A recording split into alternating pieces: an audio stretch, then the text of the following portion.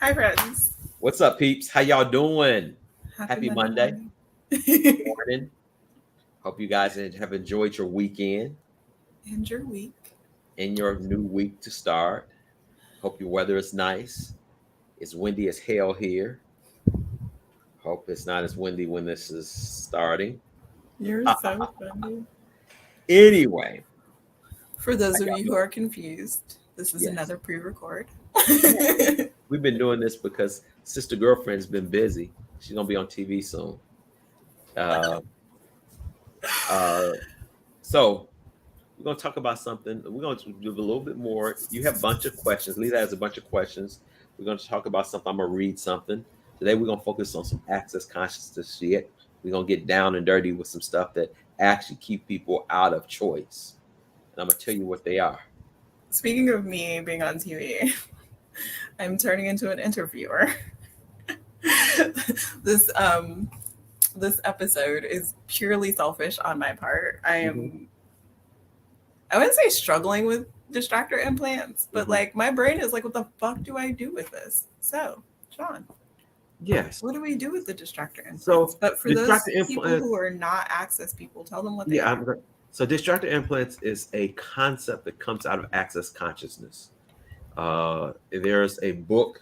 Maybe I can find the title of the book. There's a book they actually use. Hopefully, I'm a bad facilitator. Oh, Living Beyond Distractions is a book that is actually written by Dr. Dane here, and Gary Douglas, and it's a full book talking about distractor implants. And what they do, in a nutshell, is they keep your ass out of choice, and they close you down and you can't do nothing without. You can't do nothing because they keep you like stuck. You're like, I'm in a box. I can't get out of the box. It's like walking around without a neck. You know, you walk around like this all the time. I have no neck. I'm in trouble.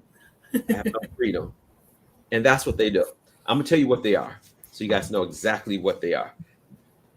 Distractor implants are the following: anger, rage, fury, hate, blame, shame, regret, guilt, addictive, compulsive, obsessive, perverted points of view, love, sex, jealousy, peace, life, death, living, reality, fear, doubt, business, and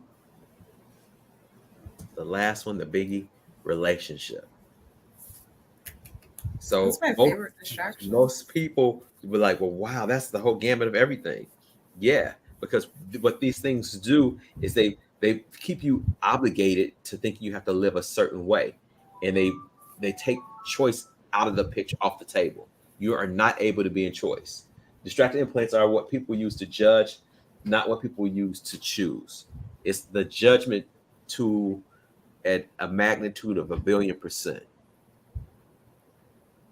and it just keeps you Okay. think about when you get in doubt. How many people stay in relationships? Let's talk about relationship. How many people stay in funky ass relationships because they don't think they have a choice, or they're shameful because they don't want their family to think that this is not going right, and they're shameful because they don't want their friends to think that it's gone south. You know what I'm saying? Mm. That was one of the ones that, like, shame is the other one. Like, you make somebody feel like they are bad for their and that one really kills me, because the people who usually push that one actually doing the same thing that people like. Oh, here I go, here I Go. go, here I go, here I go, here I go.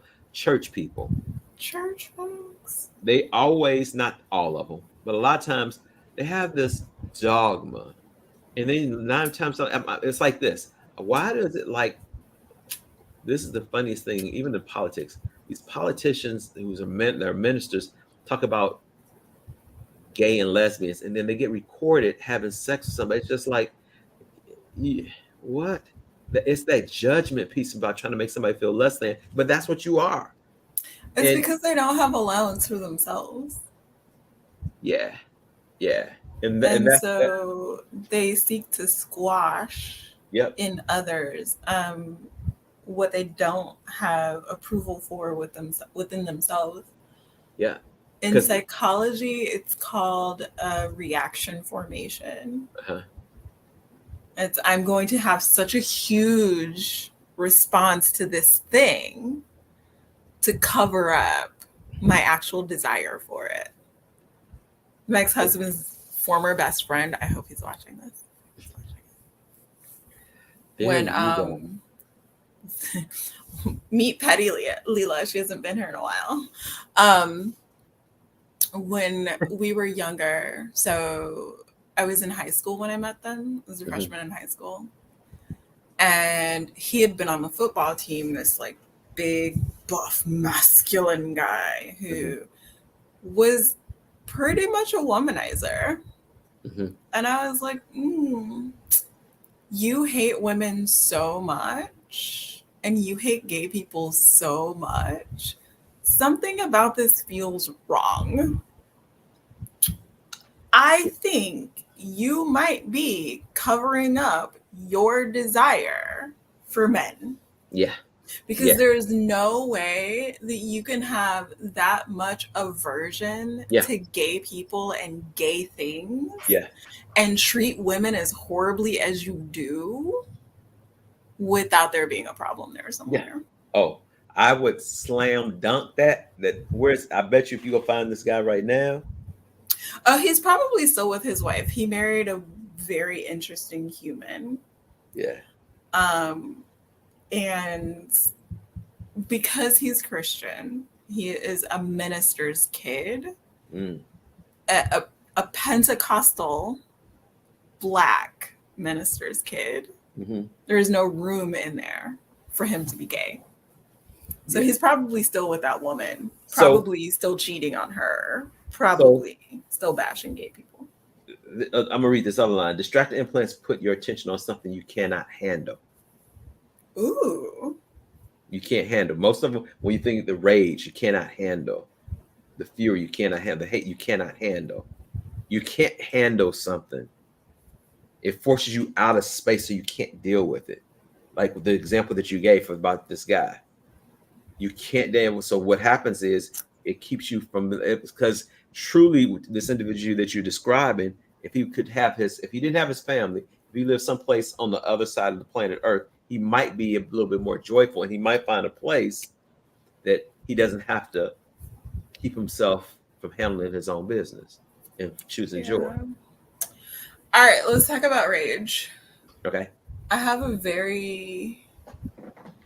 don't have approval for my own anger unless it's aimed at my ex-husband. He can get it anytime. That's built up anger. You share some stuff that's built up shit. So and so here's the piece. Does he really know how you feel? Probably not. So is there a possibility, just asking a damn question, that he could know so that it could be resolved? I don't know that there's a resolution. When I say probably not, I have yelled at him numerous times, which is why I know that I have no problem expressing anger towards him or even with him. Like, y'all. I had a full-on baby mama moment one day. I live in the suburbs. I live in the actual suburbs. Y'all, the median household income in my city is $93,000 a year. No, I don't quite make that much yet. I'm working on it. But here I am standing on this man's front lawn, screaming top of my lungs. He closed his garage door at me. But for the most part, like, I did not tell him how I felt when we were together, mostly because, like, not the fullness of how I felt when we were together, unless we were actually in a fight. Mostly because I didn't think it would be productive. Why? I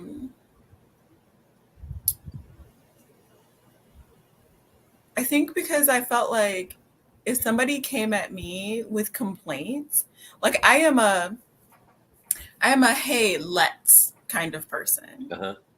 So, and it's so interesting because it landed at him. This is taking an interesting turn. So I remember sitting down with him and being like, babe, we don't make enough money. Let's figure out how we can pull in some more income. Maybe I should fill in the blank, right? But he heard, I don't make enough money. I'm not a good provider, which is not what I said. No version of what I said. Mhm. Not even what I meant, to be honest, because I'm a partner person. I am not a you pay all the bills person. Um, so it was interesting that even though I didn't say those words, that was what he heard. But I also think that even if I came at him and said those words, it wouldn't have landed.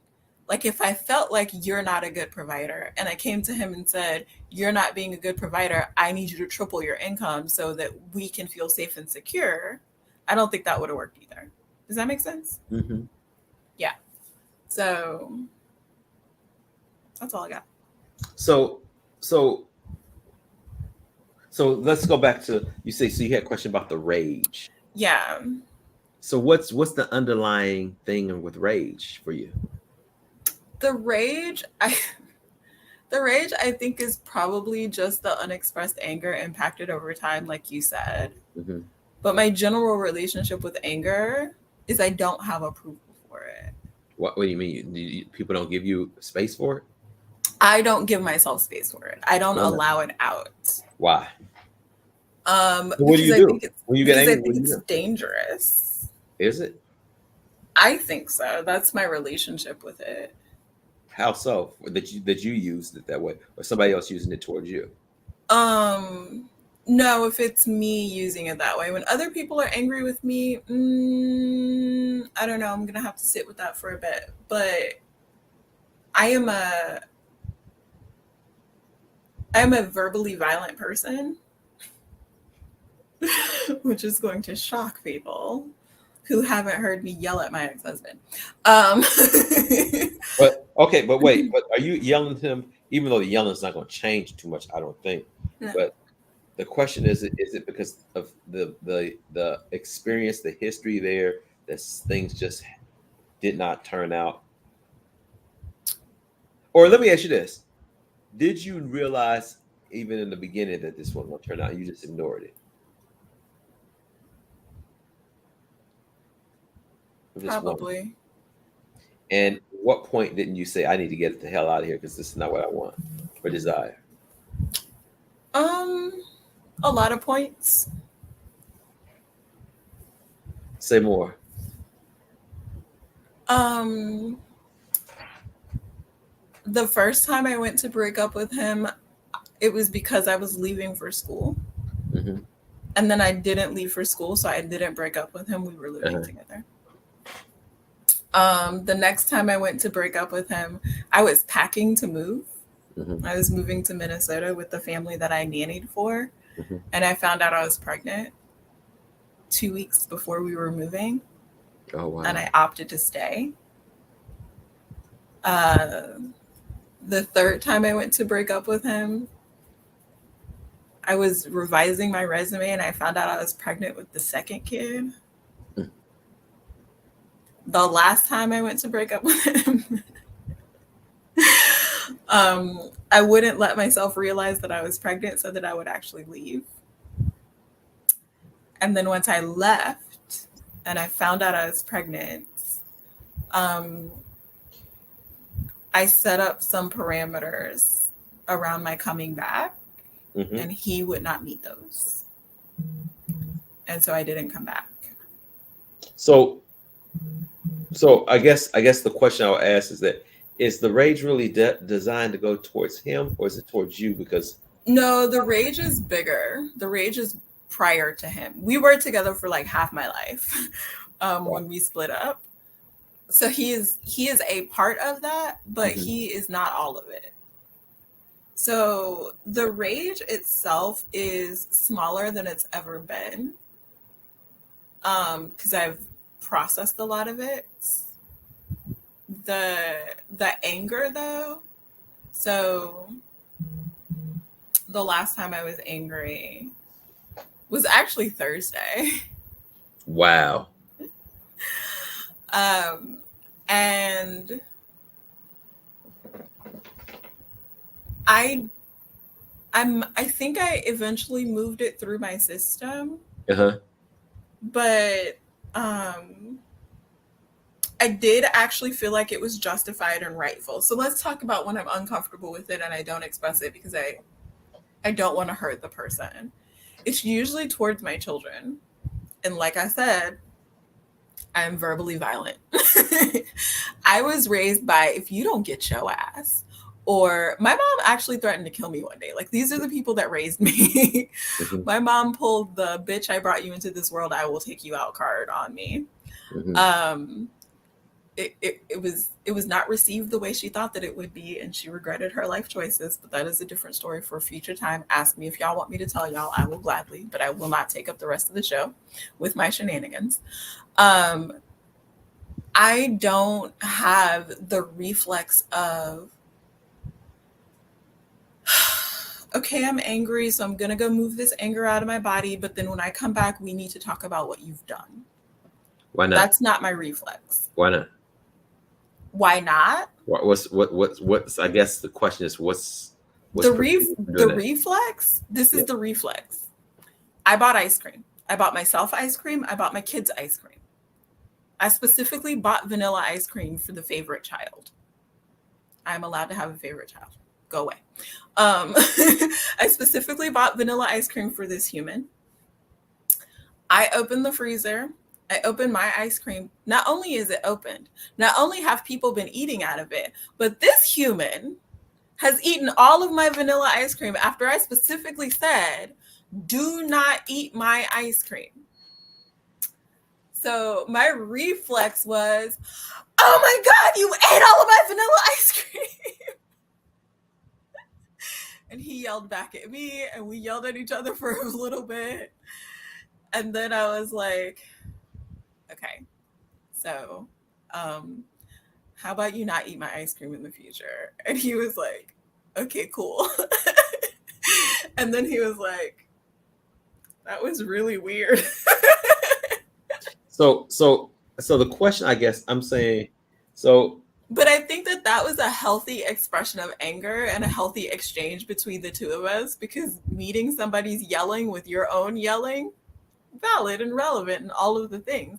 But that is not usually how it works out. how's it usually work out?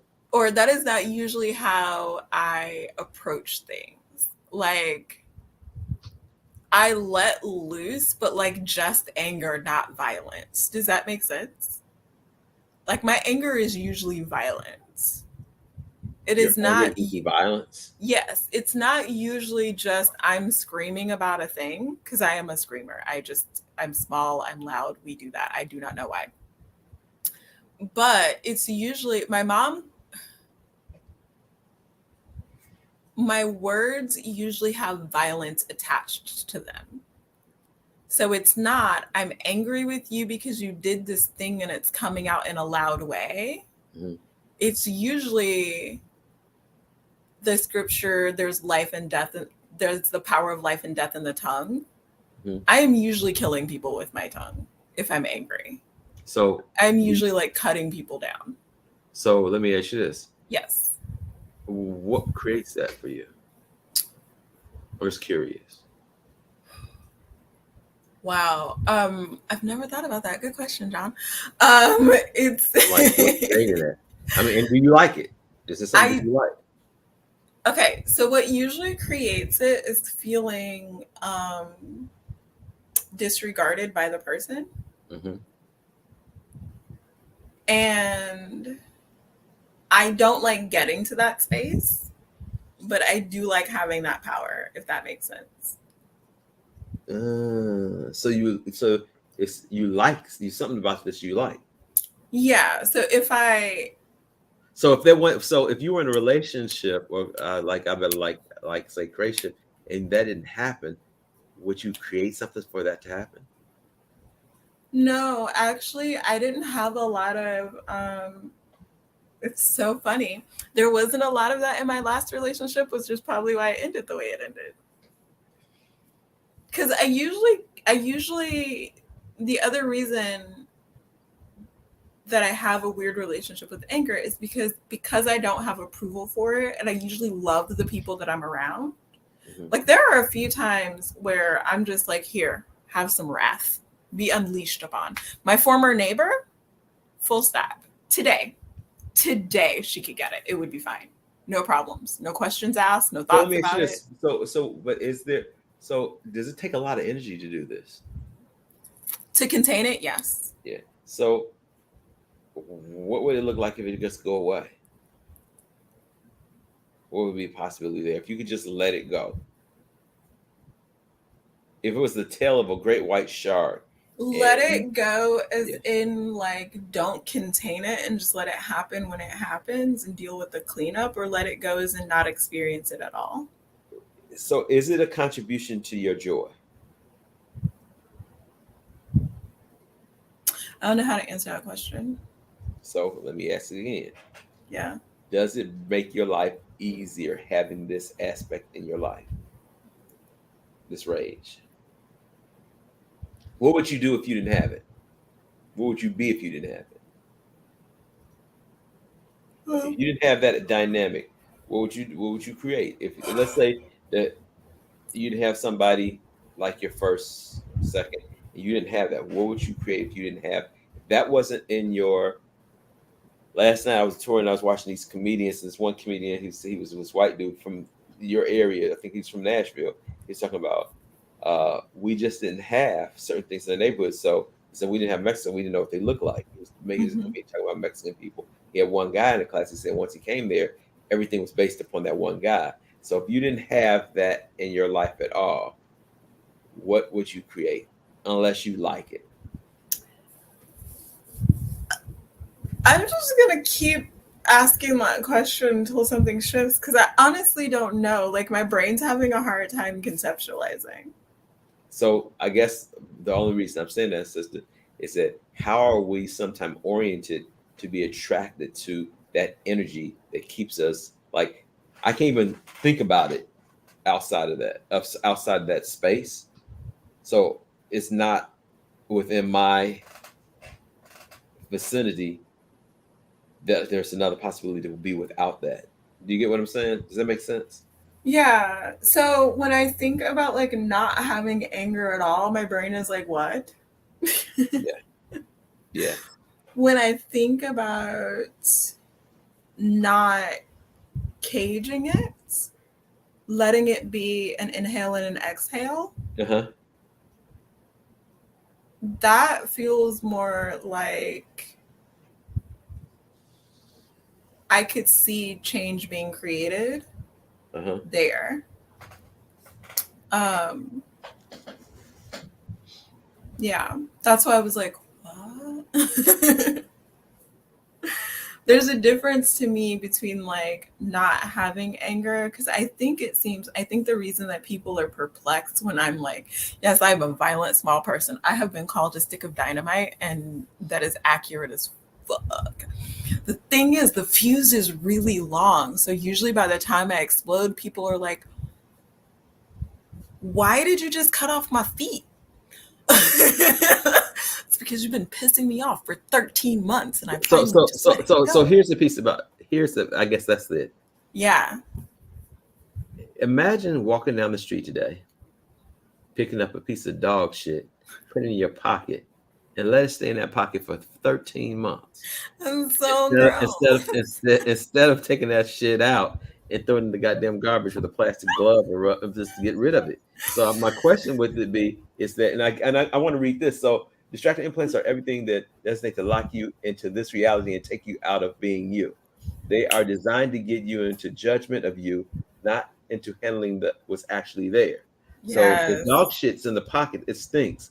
Throw that Yes. shit away. The question with it Okay. is, what would it be like for 13 months? You walk around and somebody, if you build it up, you build it up, you build it up. So the question, what I ask is it always that other person's fault if you allow it to build up for No, it's 200% mine, which is why I said it is my relationship with anger. So my question is, what do you like about it? Um, Because if you really didn't like it, you'd be figuring, how can I get this bitch out the way? This is out. This thing here is. I gotta get rid of this. That's just my yeah. question.